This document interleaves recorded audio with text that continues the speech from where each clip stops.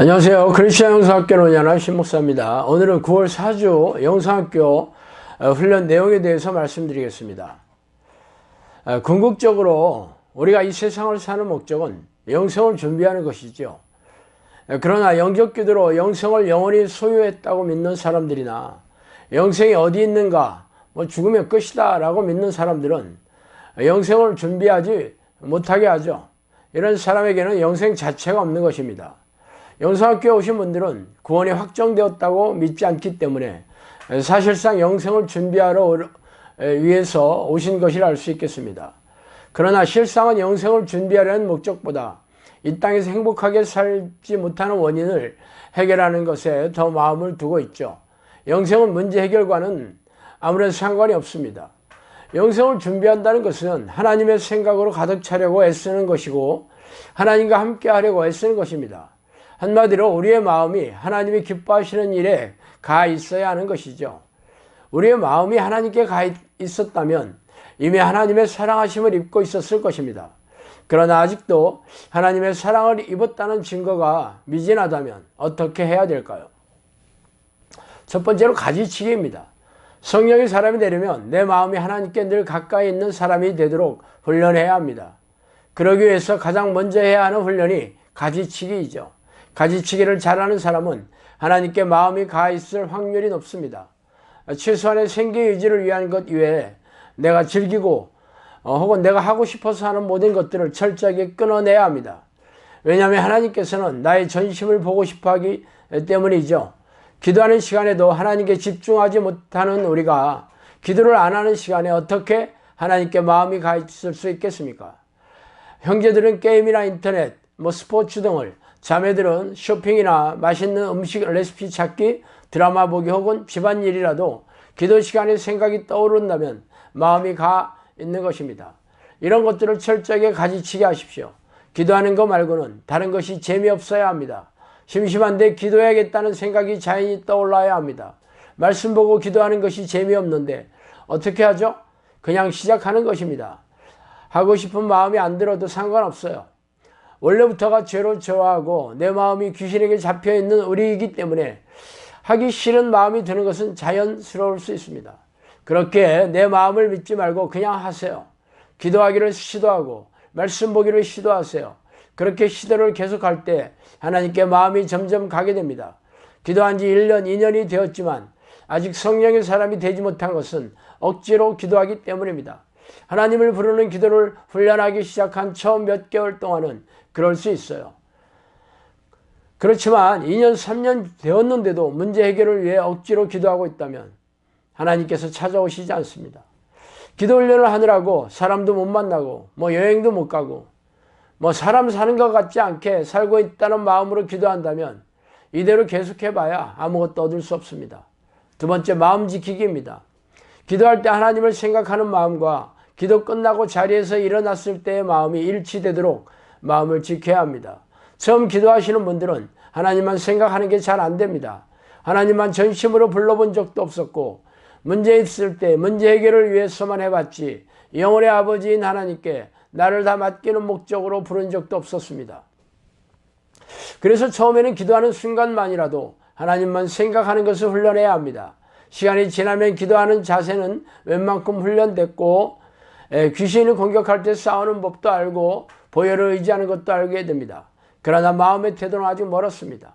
마음을 지키지 못하도록 미혹의 영이 공격하는 것은 우리의 상상을 초월합니다. 우리가 아닌 것으로 공격하지 않아요. 우리가 인지하지 못하는 것으로 우리가 약한 부분으로 공격합니다. 그래서 제대로 싸우지를 못하고 있어요. 하나님을 부르는 기도를 못하게 하는 모든 것들이 바로 미혹의 영이 사용하는 수법입니다. 변화와 능력과 증거가 없는데 새벽기도 등에 참석하면 기도 잘하고 있다고 믿게 만듭니다. 사람을 통해 화나게 하고 싸우게도 합니다. 기분 나쁠 때 귀신이 많이 틈을 타요.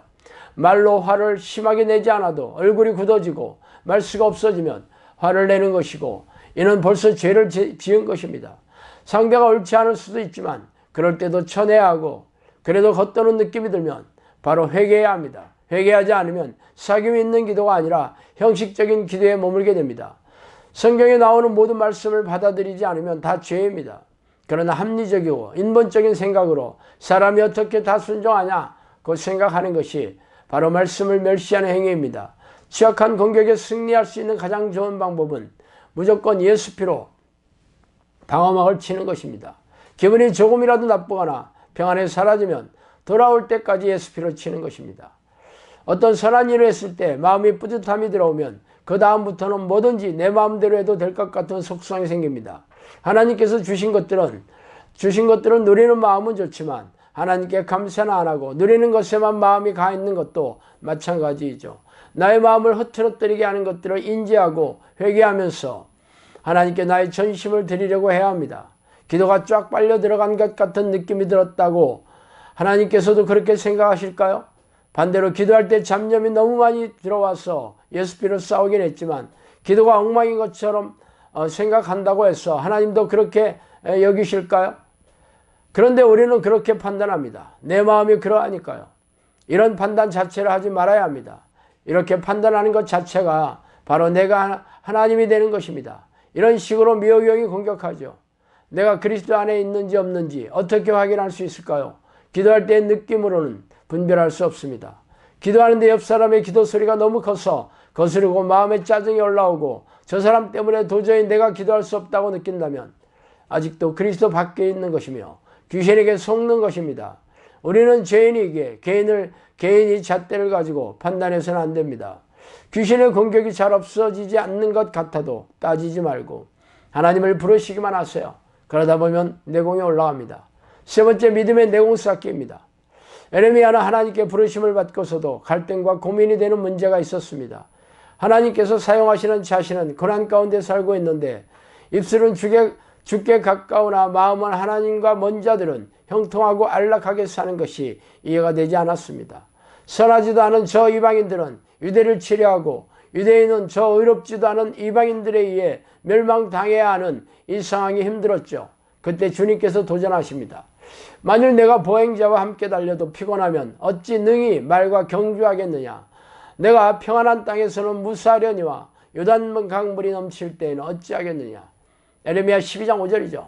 하나님께서는 우리를 기도의 사람으로 훈련시키고 있는데 현재 상황이 어렵다고 불평하며 다른 사람과 비교하며 마음이 세상 일에 고정되어 있다면 주님의 정의 용사로 살아갈 수 없습니다. 기도 훈련하는 나의 마음속에 주님을 믿고 사랑함으로 어떤 고난이 와도 하나님의 이름을 부르는 사실로 인하여 평강할 수 있는 믿음의 사람이 되어야 합니다. 요단의 홍수가 나는 상황, 말과 경주해야 하는 상황이 올 때도 상황이나 환경에 좌우되지 않고 하나님을 부를 수 있는 자, 하나님의 평강이 나를 이끄는 사람이 되어야 우리를 기뻐하실 수 있습니다. 상황에 믿음을 걸고 있는 사람은 믿음이 없는 것입니다. 하나님께서 기뻐하시는 믿음을 키워가야 합니다. 18년간 하나님을 부르는 기도를 해왔던 저는 지금 하나님의 능력과 기적을 보이며 많은 사람을 구원의 강가로 이끄는 삶을 살고 있습니다. 제 나이는 60세에 가깝습니다. 만일 어느 누군가가 10대 이 기도를 했다면, 더 어릴 때부터 이 기도를 시작했다면 상상할 수 없는 일이 그에게 일어날 수 있습니다. 지금 이 기도를 하는 우리는 자각이 필요한 시점에 있습니다. 미혹의 영은 집에 가면 일상의 삶에 빠지고 영상학교에 오면 열심히 기도의 행위를 반복하게 만들고 있습니다. 왜냐하면 예수님에 대한 믿음이 없기 때문입니다. 믿음이 없으므로 주님의 뜻을 보지도 듣지도 못하는 것이고 변화없는 삶을 반복하고 있는 셈입니다. 이것이 바로 주님의 보혈의 공로와 관계없는 삶을 살고 있다는 것을 방증하는 것이죠. 나의 믿음의 상태를 정확히 보고 몸부림치며 참 회개하도록 아버지 하나님께 매달리시기 바랍니다. 네 번째, 믿음으로 기대하기입니다. 우리가 기도를 훈련하는 본질적인 목적은 하나님과 사귐을 갖는 것입니다. 기도의 흉내만 내는 사람이 아니라 우리 영혼이 하나님과 사귐이 있는 관계 가운데 들어가는 사람이 되기를 원하는 것입니다. 그럴 때 내 마음이 잘된 같이 범사도 그의 언약과 축복 안에 들어가게 됩니다. 이방인인 우리가 이런 축복 안에 들어갈 수 있는 이유는 아브라함에게 주신 언약과 관계가 있습니다. 일찍이 하나님께서 아브라함과 그의 자손을 통해 온천하 만민이 복을 얻도록 하시려는 언약을 주셨고, 갈라디아서에는 이 자손이 복수가 아닌 단수, 즉 한 사람 예수 그리스도를 가리키는 것이라고 해석하였습니다. 예수 그리스도를 믿는 그 믿음으로 모든 이방인이 구원의 축복을 얻도록 계획하신 것이죠. 이 약속은 예수 그리스도를 통해 하나님과 사귐이 있는 관계 안에 들어올 때 누구든지 누리게 됩니다.